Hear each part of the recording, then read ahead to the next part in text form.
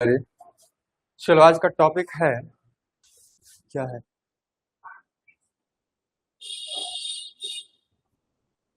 Money creation और credit creation. ठीक है, यहाँ पे हम बात कर रहे हैं कमर्शियल बैंक का जो एक्टिविटी है या फिर फंक्शन है। ठीक है, क्रेडिट क्रिएशन का है या फिर मनी क्रिएशन का। ठीक है, दोनों वर्ड आपका सेम चीज के बारे में बात कर रहे हैं। तो एज ए फंक्शन के फॉर्म में हम देखें मनी क्रिएशन जो कमर्शियल बैंक के द्वारा किया जाता है। तो कमर्शियल बैंक ये करता कैसे है?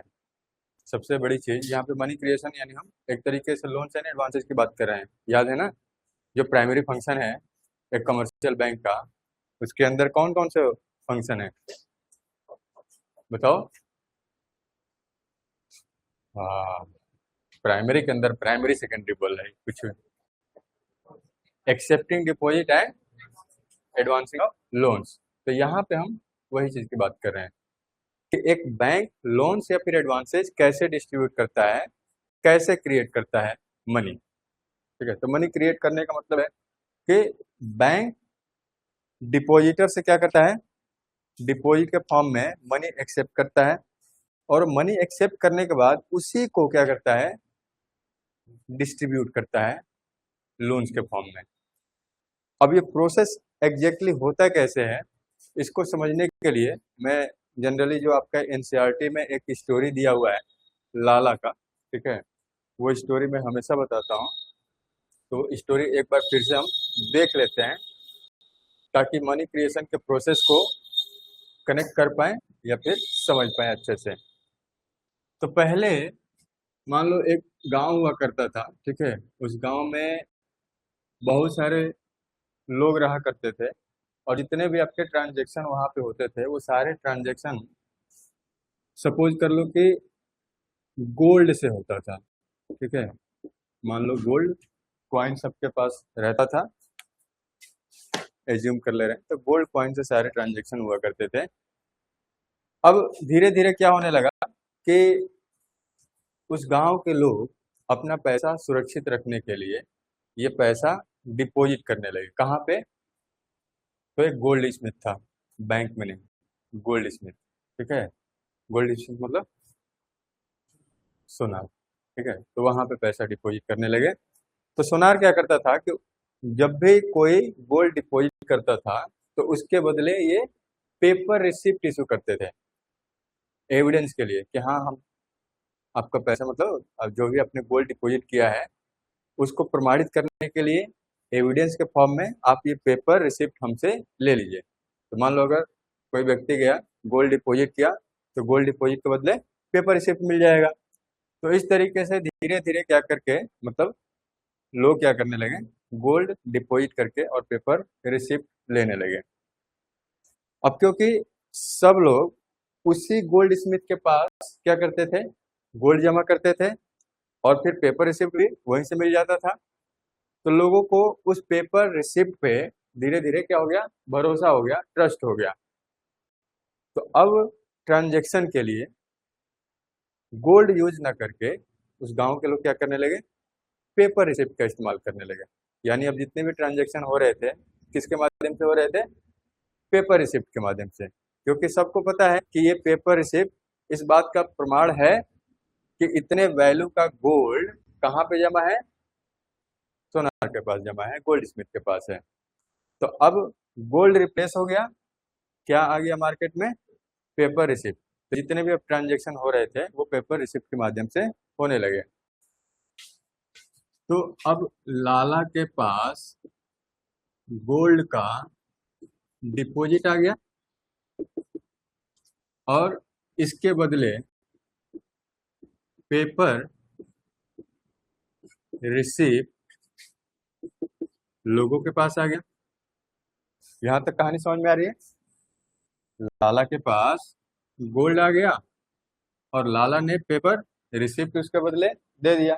तो अब जितने भी लोग हैं उनके पास क्या है, पेपर रिसिप्ट गोल्ड के बदले। अब जो भी ट्रांजेक्शन होगा अब गोल्ड से नहीं होगा बल्कि पेपर रिसिप्ट होगा। अब हर कोई इसको एक्सेप्ट कर रहा है और इससे ट्रांजेक्शन कर रहा है, यहाँ तक कोई दिक्कत नहीं है। तो ऐसे कर करके सपोज कर लो कि लाला के पास जो गोल्ड का डिपॉजिट आया, वो गोल्ड का डिपॉजिट 100 केजी का आ गया, और 100 केजी के बदले पेपर रिसिप्ट भी मार्केट में आ गया। समझे? लोगों ने जब डिपॉजिट किया अपना गोल्ड, तो ऐसे कर करके लाला के पास कितने केजी का गोल्ड जमा हो गया? 100 केजी का। अब इस 100 केजी के बदले मार्केट में क्या चल रहा है? पेपर रिसिप्ट चल रहा है। क्लियर? अब मुझे बताओ कि अगर कोई व्यक्ति जाता है लाला के पास और कहे कि हे लाला, 25 केजी का गोल्ड हमको दे दो, तो क्या लाला 25 केजी का गोल्ड दे देगा? मान लो लाला के पास रामू जाता है, ठीक है? कौन जा रहा है? रामू। तो रामू कहता है कि लाला, मुझे उधार चाहिए। कितना? 25 केजी का गोल्ड चाहिए। तो क्या लाला 25 केजी का गोल्ड दे सकता है? क्योंकि ये तो मान लो ये गोल्ड किसका है? जो भी इंडिविजुअल या गांव के जो लोग हैं, ये उनका है ना। अगर पेपर रिसिप्ट लेके जाए तो लाला को वो वापस करना पड़ेगा गोल्ड। बस समझ रहे? तो लाला को गोल्ड वापस करना पड़ेगा। तो उस केस में क्या लाला गोल्ड 25 केजी का रामू को दे सकता है? तो उसको सोचना पड़ेगा कि क्या जितने भी लोग हैं जिन्होंने गोल्ड डिपॉजिट किया है, क्या सभी लोग अपना गोल्ड मांगने के लिए आ सकते हैं क्या? तो हो सकता है कि नहीं। हो सकता है कि एट ए टाइम 40%, 50% या फिर 60% तक लोग अपना डिपॉजिट मतलब गोल्ड लेने के लिए आए। तो बाकी मैं क्या कर सकता हूँ? डिस्ट्रीब्यूट कर सकता हूँ। यानी अगर मैं कुछ पोर्शन अपने पास रिजर्व में रख लेता हूँ कि अगर किसी को जरूरत पड़ेगी गोल्ड की तो वो अपना गोल्ड लेके जाएगा, तो उतना मैं रख लेता हूँ, और बाकी क्या है, मैं डिस्ट्रीब्यूट कर सकता हूँ। क्योंकि आखिर में ये गोल्ड तो लाला के पास 100 केजी ऐसे ही पड़ा है ना, लेकिन उसको भी ये दिमाग में है कि ये गोल्ड लोगों का है, गांव के लोगों का है, वो कभी भी आएंगे तो ये गोल्ड अपना लेके जा सकते हैं। तो लाला ने देखा बेस्ड ऑन पास्ट एक्सपीरियंस कि जनरली जो लोग गोल्ड लेने के लिए आते हैं वो सारे लोग नहीं आते हैं, ठीक है? तो 25 केजी, 30 केजी या फिर 50 केजी तक का गोल्ड में क्या कर सकता हूँ? अगर कोई लोन लेने के लिए आता है तो मैं दे सकता हूँ, और बाद में फिर वो तो जमा कर ही देगा, तो मेरे पास तो उतना गोल्ड रहेगा ही। समझ रहे हो ना? तो इट मीन्स कि बेस्ड ऑन पास्ट एक्सपीरियंस लाला देख रहा है कि सारा गोल्ड कोई लेने के लिए एक बार में नहीं आ रहा है, मैं कुछ रिजर्व में रख के और बाकी क्या कर सकता हूँ? लोन के फॉर्म में डिस्ट्रीब्यूट, बताओ, कर सकता हूँ। तो लाला ने रामू को 25 केजी का गोल्ड दे दिया। तो रामू के पास 25 केजी का गोल्ड आ गया कि नहीं आ गया? आ गया ना? अब रामू क्या कर रहा है? रामू ने अली से पैसे ले रखे थे। रामू ने अली से पैसे ले रखे थे। कितना? तो मान लो 25 केजी गोल्ड के बराबर ही उसने पैसे ले रखे थे। तो अब रामू क्या कर रहा है? अली को जाके ये 25 केजी गोल्ड दे दिया कि लो भैया अपना उधार का पैसा। समझ गए? तो मान लो 25 केजी गोल्ड के बराबर के वैल्यू का रामू ने अली से उधार ले रखा था। तो रामू ने क्या किया? लाला से 25 केजी उधार लेके ये अपना उधार चुका दिया। तो ये 25 केजी गोल्ड कहाँ चला गया?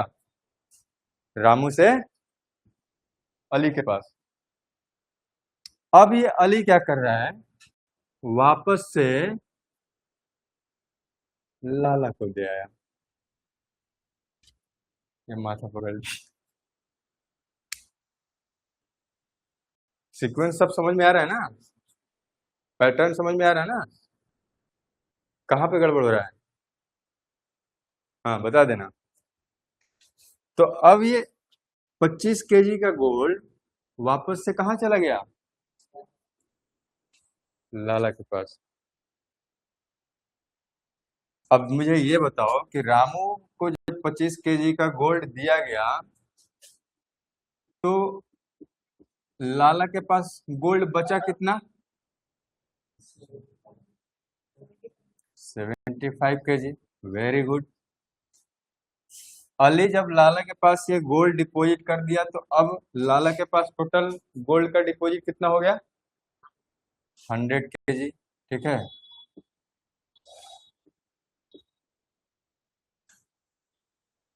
क्लियर?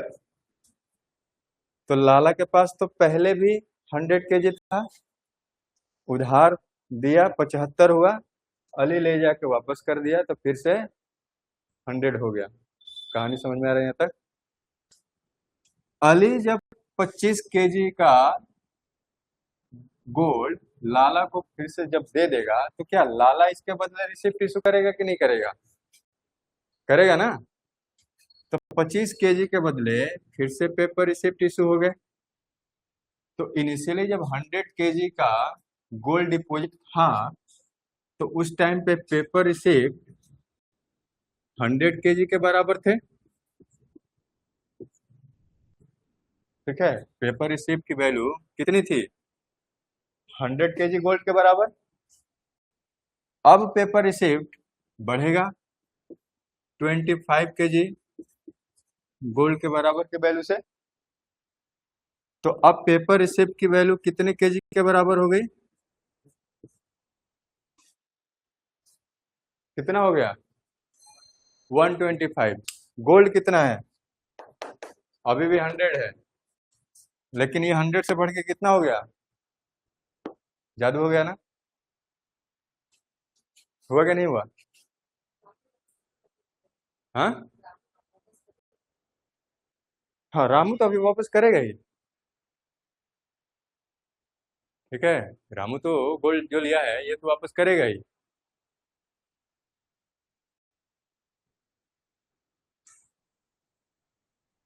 कहानी समझ में आई? तो यहाँ पे कंक्लूजन क्या निकल रहा है कि जो गोल्ड है जो आपका, उसका तो वैल्यू अभी भी उतना ही है, लेकिन उसके बदले जो पेपर करेंसी इशू हुई वो गोल्ड से ज्यादा हो गई। इनिशियली दोनों इक्वल थे, लेकिन अब क्या हुआ? पेपर करेंसी की वैल्यू 25 केजी अब गोल्ड से बढ़ गई। तो ठीक इसी तरीके से आपका कमर्शियल बैंक भी वर्क करता है। ये जो डिपॉजिट है, जो 25 केजी का हम गोल्ड का बात कर रहे हैं, इसी तरीके से कमर्शियल बैंक भी अपना क्रेडिट क्रिएशन की एक्टिविटी में इन्वॉल्व होती है। अब उसको भी हम थोड़ी देर में समझेंगे।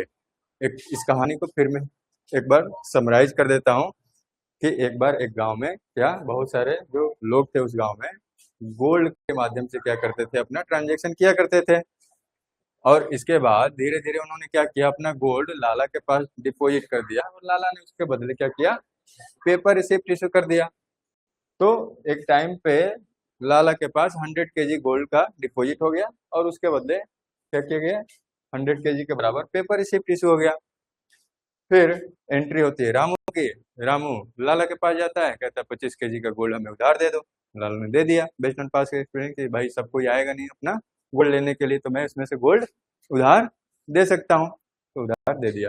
इसके बाद रामू ने क्या किया, इस गोल्ड को अली को दे दिया। इसलिए दे दिया कि रामू ने क्या किया था, अली से उधार लिया था।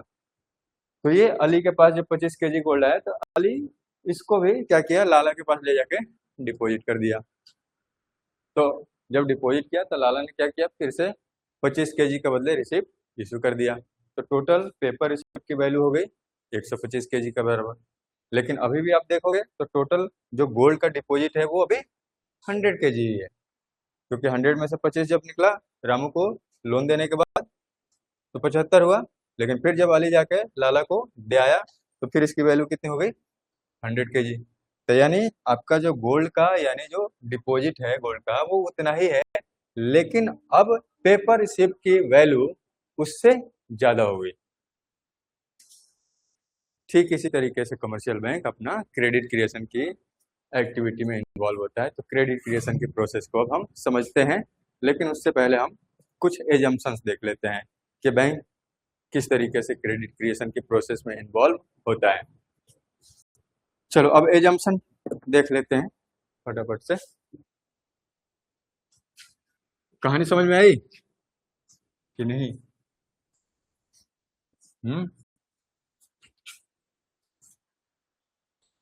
लाला कौन था बताओ? कौन था जी लाला? गोल्ड स्मिथ, ठीक है।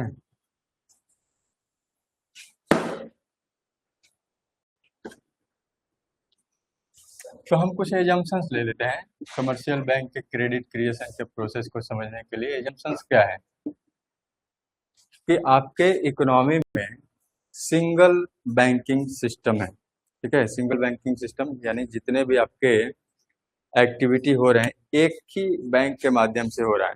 एंटायर कमर्शियल बैंकिंग सिस्टम जो है आपका एक यूनिट है, यानी पूरे इकोनॉमी में एक ही बैंक है, ठीक है। सिंगल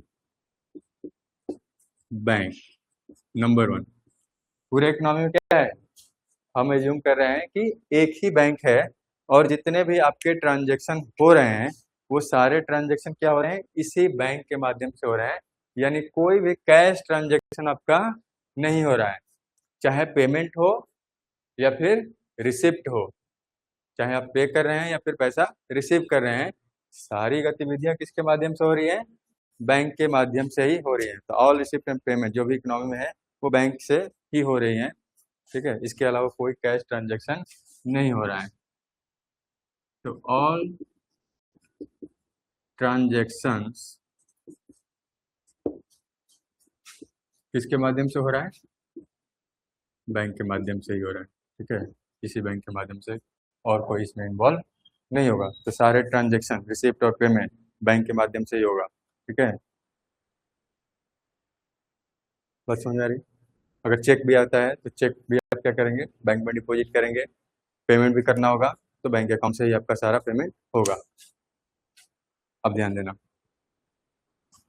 जब लोन देने की बात आएगी तो कमर्शियल बैंक क्या चीज का इस्तेमाल करते हैं, डिपॉजिट का। कमर्शियल बैंक कोई पैसा छापते नहीं है, पैसा छापने का काम है, प्रिंट करने का काम किसका है, आरबीआई का है, ठीक है। प्रिंटिंग ऑफ मनी वो आपका आरबीआई का काम है। तो क्रेडिट क्रिएशन या फिर लोन कैसे जनरेट होता है, तो उसके लिए हम कह रहे हैं कि इसका जो प्रोसेस है, समझो कि पहला एजम्पशन है कि पूरे इकोनॉमी में एक ही बैंक है और सारे ट्रांजैक्शन उसी बैंक से किए जाएंगे, कोई भी आपका कैश ट्रांजैक्शन इन्वॉल्व नहीं होगा। डिपॉजिट यानी बैंक के पास जो डिपॉजिट आ रहा है उसी डिपॉजिट से क्या करेगा, बैंक लोन क्रिएट करेगा। यानी पैसा अगर बैंक में आ रहा है, डिपॉजिट होल्डर्स जो हैं अपना पैसा बैंक में डिपॉजिट कर रहे हैं, तो उसी डिपॉजिट का इस्तेमाल क्या किया जाएगा, लोन देने के लिए किया जाएगा। जैसे लाला वाले केस में समझ में आया ना कि 25 केजी का गोल्ड उन्होंने कैसे दिया, उनके पास 100 केजी गोल्ड का डिपॉजिट था, तो उसमें से 25 केजी गोल्ड उन्होंने लोन के फॉर्म में दे दिया। तो ठीक इसी तरीके से कमर्शियल बैंक के पास पहला फंक्शन क्या है, एक्सेप्टिंग डिपॉजिट कमर्शियल बैंक का प्राइमरी फंक्शन में। तो वो डिपॉजिट एक्सेप्ट करते हैं, वो पैसा आता है तो उसी पैसे को वो क्या करते हैं, लोन के फॉर्म में डिस्ट्रीब्यूट करने का काम करते हैं। जो पैसा बैंक में डिपॉजिट के फॉर्म में आता है उसी डिपॉजिट से वो मनी क्रिएट करते हैं, क्रेडिट क्रिएशन की एक्टिविटी उसी से होती है। तो अब यहाँ पे समझो कि जब डिपॉजिट बैंक के पास है तो क्या वो सारा डिपॉजिट यूज कर सकते हैं लोन देने के लिए, तो उसमें से कुछ रखना पड़ेगा, इनको कुछ रखना पड़ेगा, ठीक है। तो अब यहाँ पे हम देख रहे हैं कि बैंक जितने भी डिपॉजिट आ रहे हैं वो सारा डिपॉजिट डिस्ट्रीब्यूट नहीं कर सकते हैं, उनको उसका कुछ हिस्सा अपने पास रिजर्व में रखना पड़ेगा। इसलिए रखना पड़ेगा कि अगर कोई डिपॉजिट होल्डर अपना पैसा मांगने के लिए आता है तो ऐसे टाइम पे उसको ये ना फेस करना पड़े कि बैंक कहे कि नहीं नहीं पैसा नहीं है, अपने ही पैसे के लिए वो कहेगा कि अरे मेरा ही पैसा ये मेरे को नहीं दे रहे हैं। तो ये सिचुएशन ना हो, तो बैंक के पास इतना रिजर्व में होना चाहिए कि अगर कोई उसका कस्टमर आए तो उसको पैसा दिया जा सके। तो बेस्ड ऑन एक्सपीरियंस, ठीक है, बैंक कुछ पैसा क्या करता है अपने पास रिजर्व के फॉर्म में रखता है, ठीक है, और बाकी क्या करता है लोन के फॉर्म में डिस्ट्रीब्यूट कर देता है।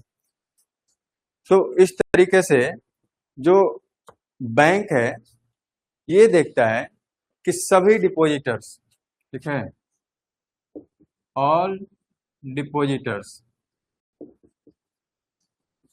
पहली चीज कि वो एक साथ बैंक में पैसा निकालने के लिए नहीं आएंगे, ठीक है, सभी डिपॉजिटर्स एक साथ पैसा निकालने के लिए नहीं आएंगे। और दूसरी चीज कि चलो मान लिया कि आ भी गए तो पूरा पूरा पैसा नहीं निकालेंगे। बात समझ में आ रही है?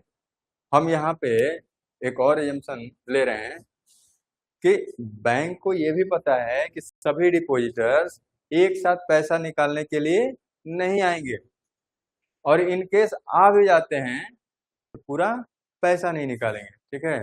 तो डिपॉजिटर्स बैंक के लिए मतलब बैंक में नहीं आएंगे सेम टाइम पे, और पूरा पूरा अमाउंट भी एक साथ नहीं निकालेंगे, ठीक है। तो all depositors will not come to bank to withdraw their money, ठीक है, और एंटायर अमाउंट भी नहीं निकालेंगे। मैं लिख देता हूँ एंटायर अमाउंट, ठीक है। तो क्या समझेंगे यहाँ पे कि सारे डिपॉजिटर्स नहीं आएंगे एक साथ, और आ भी गए तो पूरा पूरा अमाउंट एक साथ नहीं निकालेंगे। इतनी बात हो गई। इसके अलावा आप ये भी देखोगे कि बैंक में रेगुलर बेसिस पे, कंस्टेंट बेसिस पे नए डिपॉजिट भी तो आएंगे। ऐसा तो है नहीं कि एक बार जितना डिपॉजिट आ गया फिर वहीं पे कहानी खत्म हो गई। तो नए डिपॉजिट्स भी आपके बैंक में आते रहते हैं, ठीक है। न्यू डिपॉजिट्स यानी आपका इनफ्लो होगा पैसे का, तो नए डिपॉजिट। तो इस एजम्पशन के बेसिस पे बैंक क्या करता है लोन डिस्ट्रीब्यूट कर देता है, डिपॉजिट जो उसको रिसिप्ट होता है, ठीक है, रिसीव होता है। तो जो भी रिसीव हुआ तो उसको लोन के फॉर्म में दे दिया जाएगा। अब यहाँ पे ध्यान देना, जो डिपॉजिट अकाउंट ओपन होता है उसको हम प्राइमरी डिपॉजिट अकाउंट कहते हैं। कौन सा deposit account? Primary deposit account.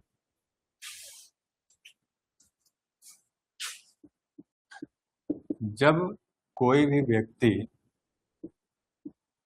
Bank में जाके पैसे डिपॉजिट करता है तो वो जो अकाउंट होता है उसको हम कहते हैं वो प्राइमरी डिपॉजिट है। और जब कोई व्यक्ति लोन लेने के लिए जाता है तो लोन का अकाउंट अलग खुलता है, तो उसको हम सेकेंडरी डिपॉजिट कहते हैं।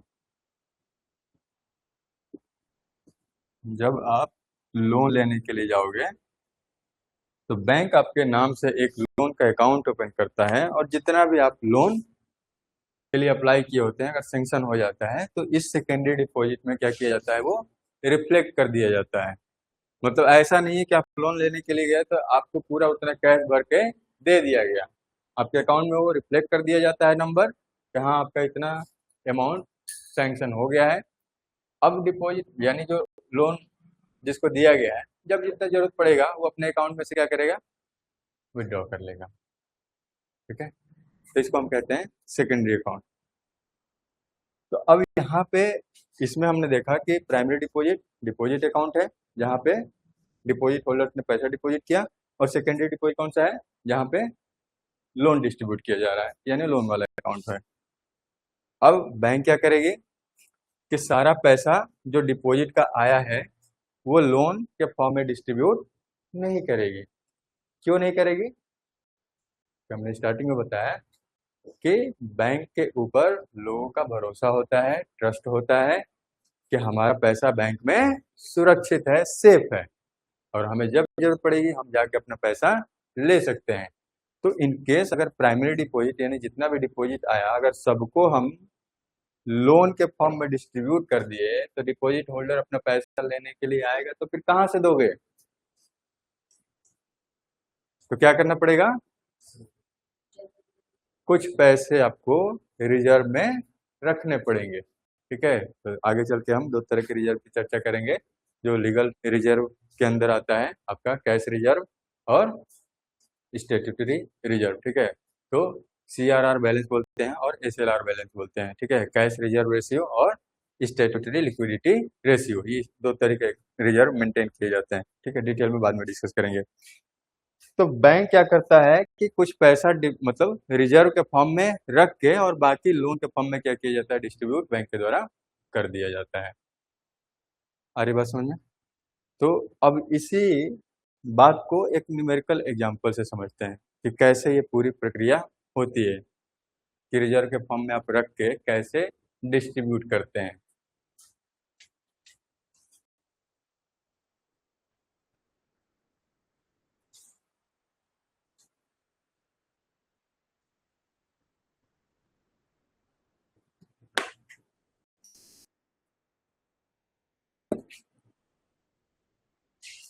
यहां तक कहानी समझ में आई?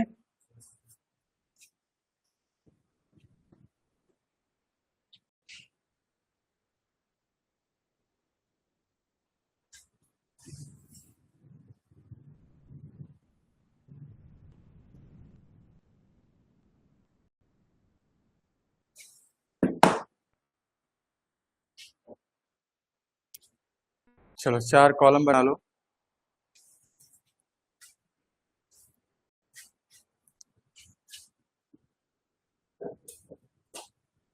एक में दिखाओ इनिशियल डिपॉजिट,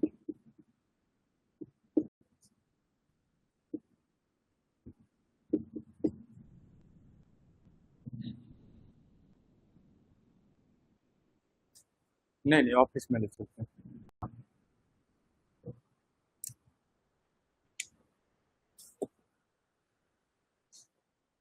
ऑफिस में मैं आ रहा हूँ।